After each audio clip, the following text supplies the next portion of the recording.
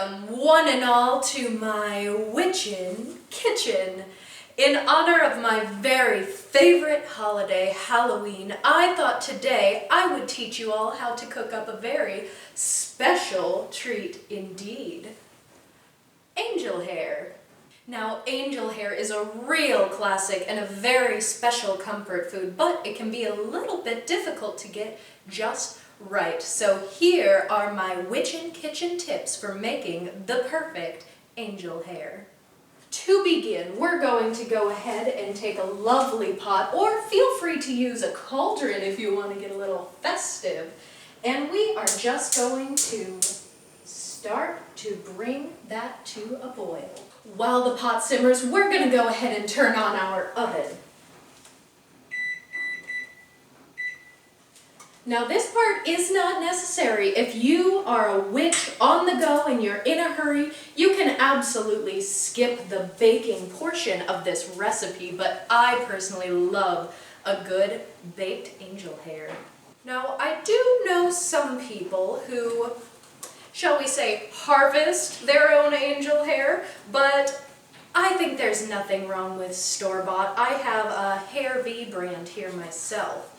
So we're just going to go ahead and open our pre-packaged angel hair.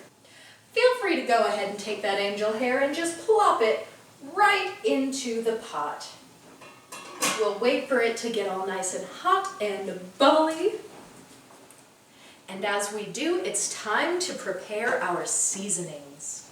Go ahead and grab yourself a mortar and pestle, and we are going to take just a little bit of a salt and pepper beard. You don't need much. You don't want it to be too salty or too peppery, so we're just going to take a pinch of beard. And we're going to go ahead and just take a few little snips right into our mortal and pestle. I almost said mortal and pester. You know, I do love to pester a good mortal now and then, am I right? Make sure you take very little snips, chop it up very, very fine, because that's just going to make your job that much more easier when it's time to pester the mortals. There, once you have the right amount of salt and pepper in your mortar and pestle, go ahead and just start grinding it up. You shouldn't have to do this too much if you snipped it finely enough the very first time, but really make sure you get it to a very nice powder. There, now that's looking very, very nice. Look at that nice powder right there. That's what we're really looking for, just nice for sprinkling over top. Very good. That's going to be very tasty.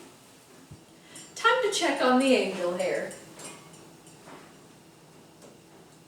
You really want to make sure that it is all getting completely submerged in the water as it begins to heat up.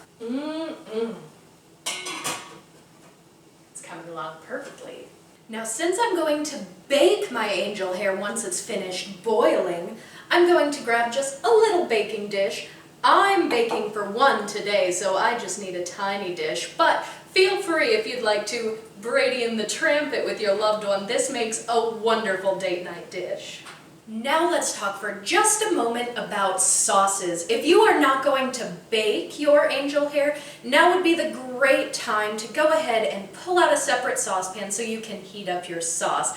I'm going to hold off on that for now since I will be baking my angel hair today, but I do want to talk about my very favorite sauce for this recipe, which is Queen Victoria.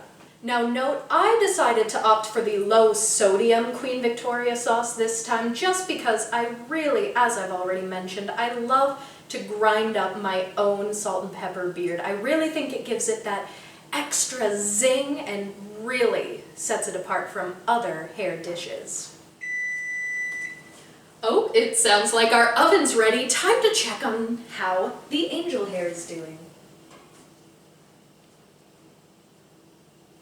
That's coming along very nicely. Now, if you do not know this trick, this cooking tip is going to change your life for every time you are making angel hair. Sometimes it can be a little bit difficult to tell when it's done. Of course, you want to get it in boiling water, you want to get it nice and hot, but how do you tell when it's done? Well, watch this. This trick is my absolute favorite. We're going to pull out just a little bit of that hair. And they say that it's done if it sticks to a wall. So, let's test it out. Oh, it didn't quite stick, so that means it's not quite ready. We'll go ahead and give that another minute or two. All right, now let's see. Moment of truth. All right, we've got a little bit of hair. Let's go ahead and just fling it. And it stuck perfectly. That right there, that's what we're looking for. That is the moment you know that your angel hair is ready to go.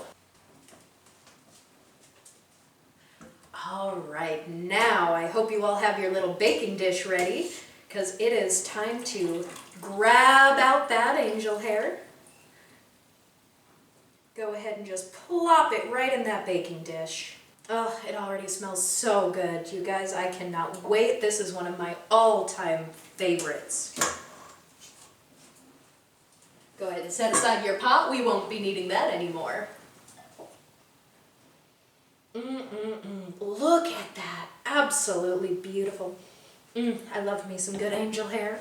Now guys, get this. Some people like to put on their salt and pepper right at the end as they're serving it, but me, I love to put it right on the pasta before we put our Queen Victoria sauce on. So I'm just going to sprinkle some of that salt and pepper. Ooh, Salt Bae!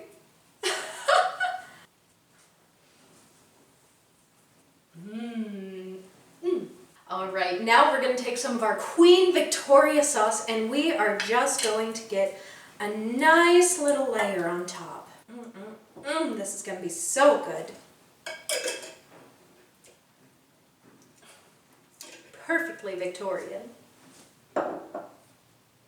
Now, our last ingredient before we pop it right into the oven is going to be some Parmesan.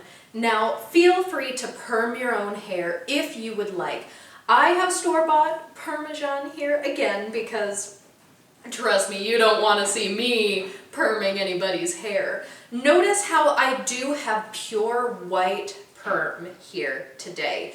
This can be quite pricey and a little bit rare to get pure white permed hair. So, if it's not in your budget right now to get pure white permed hair, that is perfectly fine. You can go for the yellower permed hair. You can even go for some brown.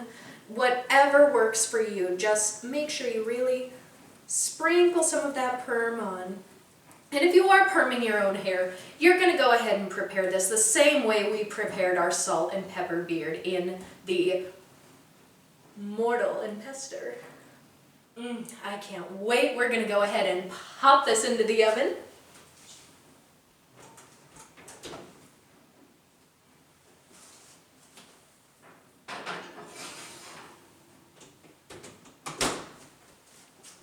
And now we set our hourglass and wait.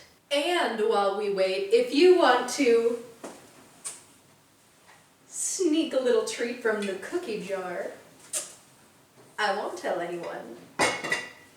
Perhaps you've gotten festive and have some nice pumpkin cookies to celebrate Halloween.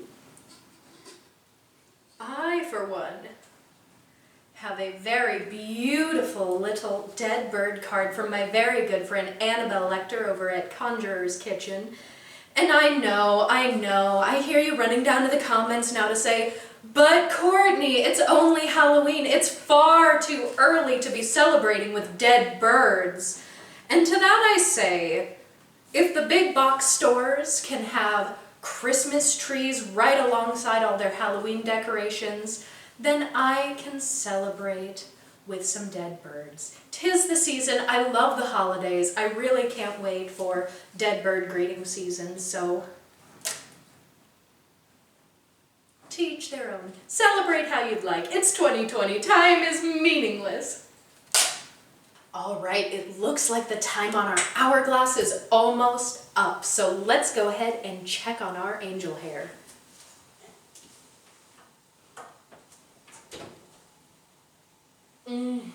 Oh, it smells so good. Your kitchen is going to smell beautiful for days.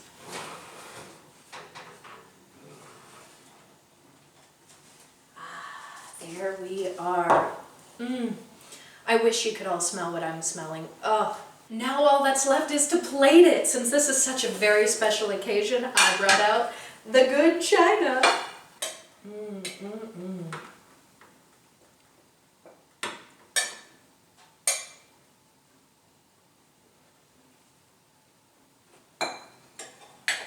Absolutely heavenly.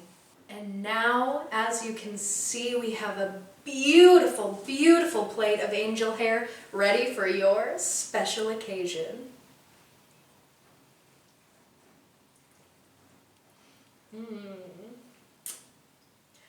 Oh, waiter, there's a hair in my dish.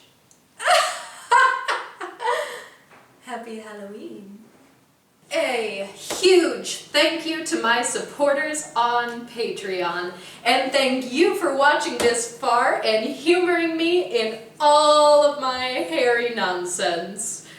If you found this video to be absolutely repulsive or just utterly strange, then I would invite you to check out other videos on my channel that are less so, although you may find a couple of surprise factoids like why in the Victorian era people actually would boil, bake, and grind up hair for the purposes of not the culinary arts, but the visual arts. That's right, Victorian hair art, Victorian hair jewelry used all of these techniques at one point or another in order to make things that were much more visually appealing than this. So please check it out. Links in the description for places you can find me and information to find Conjurer's Kitchen, who makes very creepy delicacies that I promise are much tastier than this. Until next time, everyone, stay witchy, stay weird, subscribe to my channel for more nonsense, and click that little bell, and have a happy Halloween.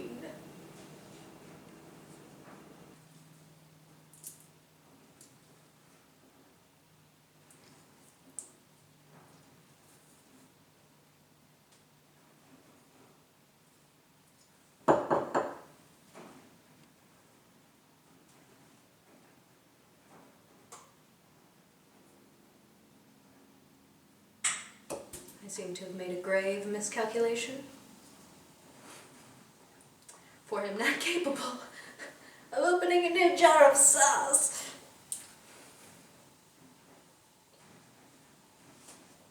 Hey, Royce.